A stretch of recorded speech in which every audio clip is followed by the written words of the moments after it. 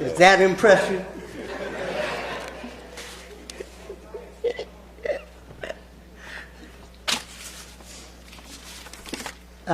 Before I start, and before I get permission, do I have permission, Mom? Okay. But before I start, I want to take this moment to remind everybody about Professor Ed Scobie. Yes. In this hall, at this place, his spirit is always with us. So we have to do another moment. Okay?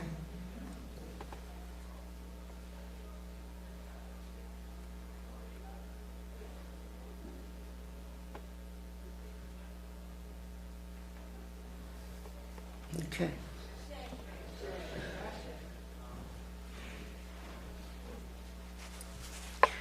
Scobie was important in my life because he was the first critic of any so-called academic paper I ever did.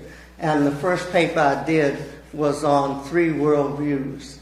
It was only 2 worlds at that time. It was just African and European. So I'm going to talk a little bit about that to commemorate his spirit. But let me start over. Hotel. Kabaragani. Assalamu alaikum. Shalom, peace, and namaste. Namaste, the God in me sees and honors the God in you. Namaste. So if there's any question about the color of the Son of God, just look in the mirror. And even if the Son of God thinks he was white, his mother was black. Did you hear that, Joy Hardiman? The word and womb. I was surprised, Dr. Jeffries created this panel. He didn't tell me anything that I was supposed to talk about, not that anybody ever does. But I want to talk, we have heard so much good stuff today. I don't know what they're going to do tomorrow, do you? I mean, this day has been so rich. Jake Carruthers, I think, is, we love Dr. Ben, we love Dr. Clark, we love Chancellor Williams and stuff, but let's not forget the reigning scholars that we have in our midst. And among them, one among peers is Jake Carruthers. And that's not to take anything away from Asa Hilliard, because everybody knows Asa Hilliard. People know Asa everywhere. But Jake Carruthers is a powerhouse. And he's a powerhouse because he's doing what and I'm very subjective because I don't know what Europeans mean about objective scholarship and stuff, because as an African Native American woman and on Thursdays, but,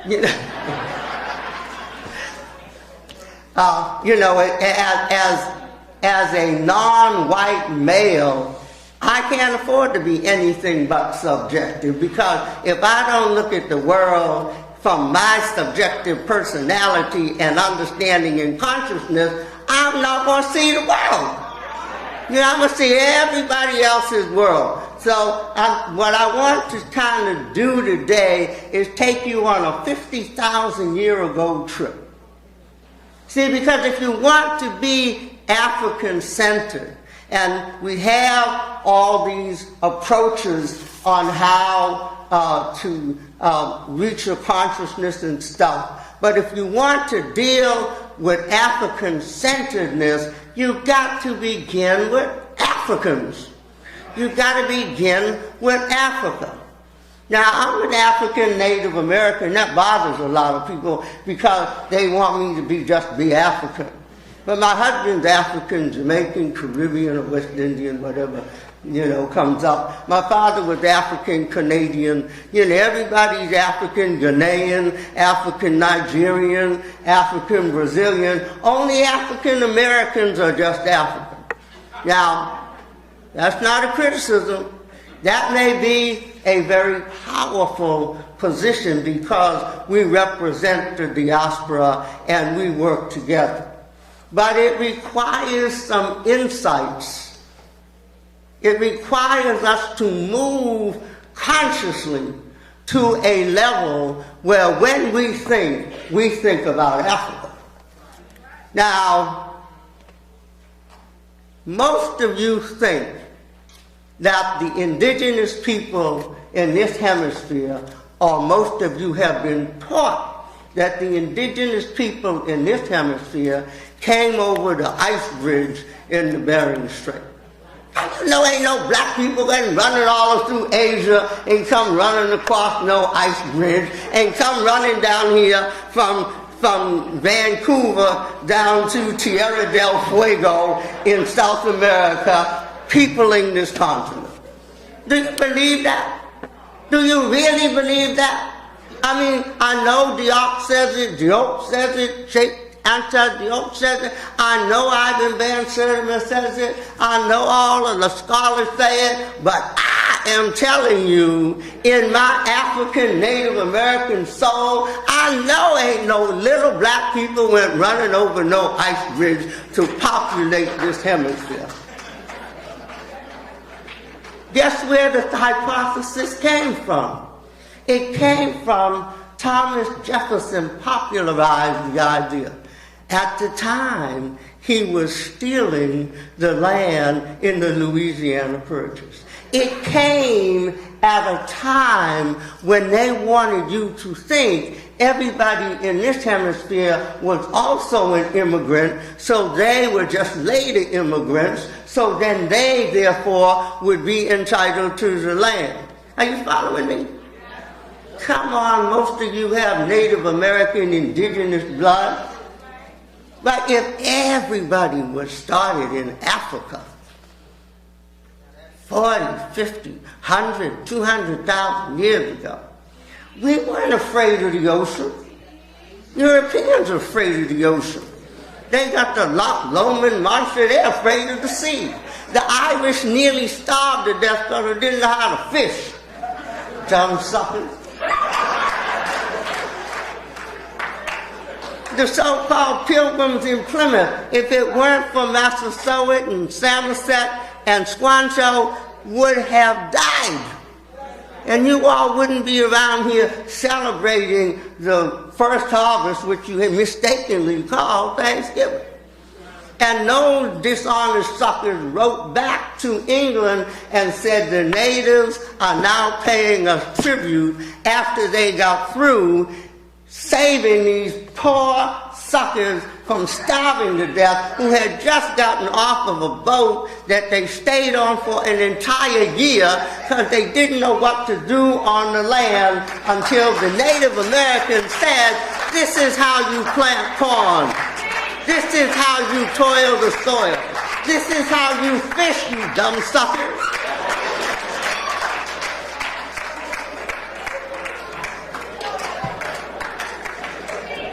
This is real.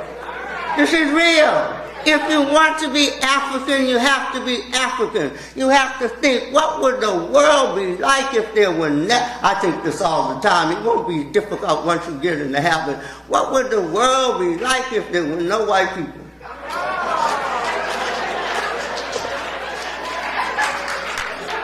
Hey, don't laugh at me. There was a time. There was a time when there were no white people.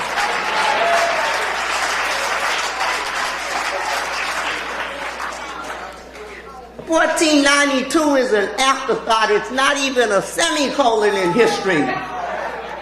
It's not even a dash, like an aside. Oh, by the way, 1492, we have documented evidence of human culture, civilization, whatever you want to call it, going back 120,000 years in this hemisphere. American Genesis. 120,000 years. Oh, here's Tony Martin. So, okay.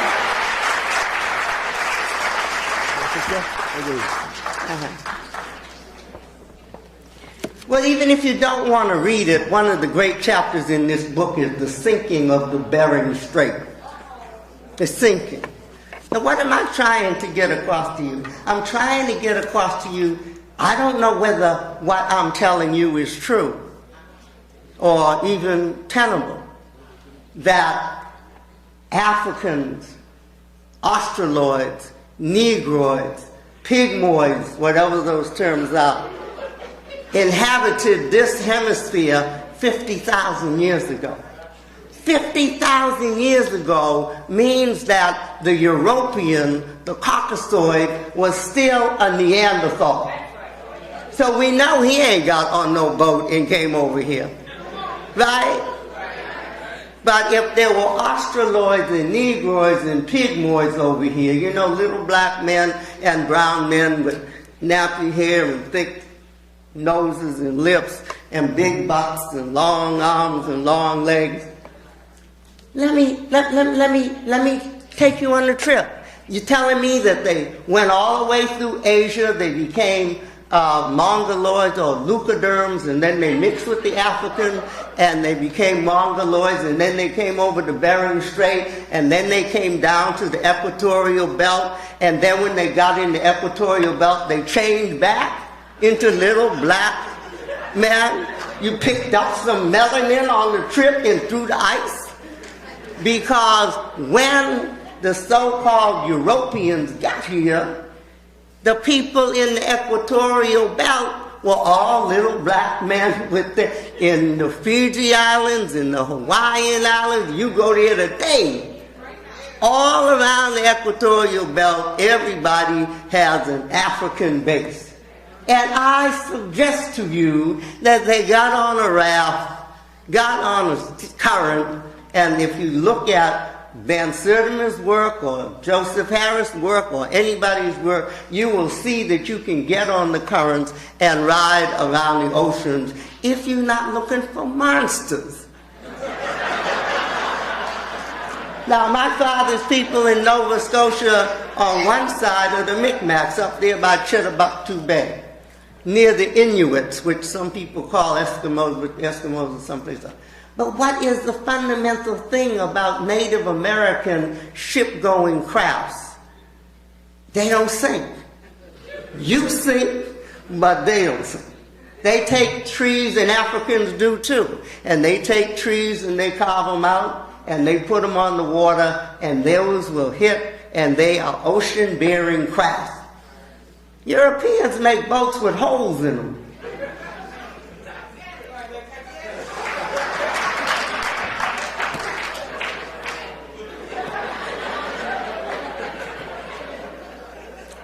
Okay?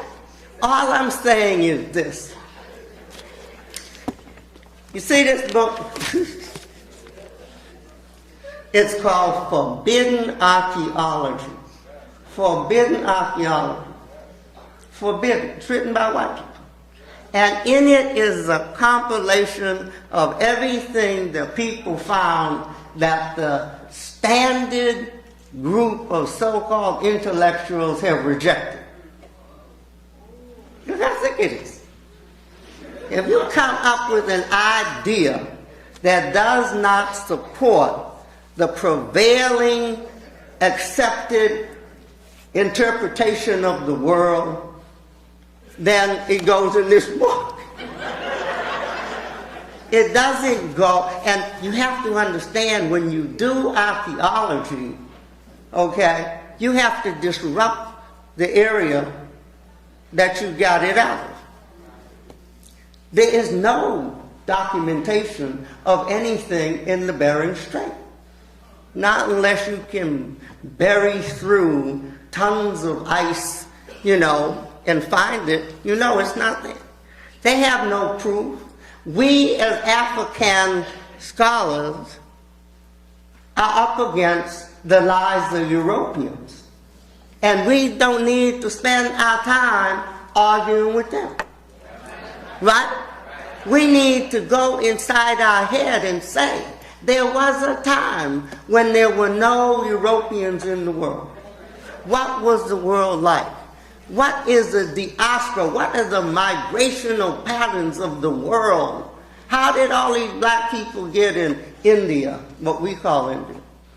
How did all these black people get in Australia? How did all these black people get here in this hemisphere? And how long have they been here? And don't use 1492 or even the 11th century. And then when they got here, and I really get upset about this. And they say, you came before Columbus. Well, what did you find when you got here? Me. We were here. And how did we get here? Because we left the origins of humanity and we migrated all over the world. And we need to take credit for that. And we need to look at the common cultural bearings of the people. Native American culture is so similar to African culture. Similar. Even the blues, even the drumming, even the dancing, even the pyramids, even the thought, even the concept of direction. You know, not just north, east, south, and west, but each direction means something. The east is the beginning, the south is the sun, and they all have colors, and the west is this is Native American. And then you have to be centered. Things mean something. Jake Carruthers told us about the sacredness of the womb of the word. I'm into the sacredness of the womb. But it's the same. And we need to understand it. You know how Native Americans say, pale face speak with forked tongue? Isn't that a statement of saying, be careful with the way you speak? Think about the way you speak. Think about the way you hear the drums here, you hear the African drum. They're giving you the rhythm of the mother, the rhythm of the heart, the rhythm of the pulsation of the world. Native American drumming is boring as hell. Why? Because they are trying to recreate the atmosphere of the universe. They're trying to blend in. They're trying to deal with sound. Ah, eh, e, o, u. Each one means something. Each one represents a cardinal virtue and value that you are throwing out into the universe. They are not sterile like Europeans. They don't have what you call rhetoric and logic. They speak in metaphor. My grandmother used to say, give with an eye of a needle, you get back with an eye of a needle. I was about 8 years old. I said, well, damn, I can barely spread a needle. You know, Mary, how dumb we are. But that's not the same thing as what goes around comes around. If you give a little bit, you give a little bit. You know, because you are supposed to learn from the wisdom, but in your learning, as Jake Carruthers said this morning, you got to listen. But even more important, after you listen, you got to think. You know, what you heard, what does that mean? What are these old folks telling us? And what do they expect us to understand after we hear the message? And then, what are we supposed to do? We, not I, not me, but we. What are we supposed to do after we learn and hear the message? That's all basic to Africans and Native Americans. Europeans are an anathema in the arena of humanity. Right? They are the only group of people the ones who think, the Yorubians, who think that they can fight nature. Everybody has to deal with nature because we are part of nature. But they actually believe they can get a phone booth, a red and blue uniform, jump out there and stop a hurricane. They tell you dumb stuff like Easter bunnies lay eggs and reindeer fly and big fat white men in red outfits come down chimneys in projects that don't even have heat.